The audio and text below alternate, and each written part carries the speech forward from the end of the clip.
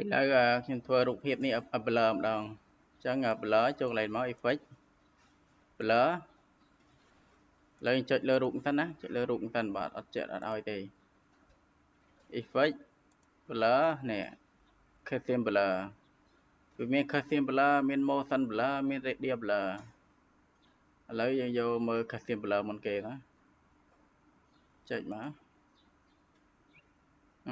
custom blur គឺវា blur ទាំងអស់ហ្មងរូបភាពទាំងមូលគឺវា blur អញ្ចឹងហ្មង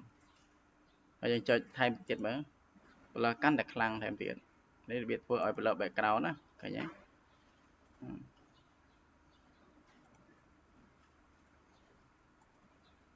ថា blur ប៉ុណ្ណឹងចុះហើយអូខេ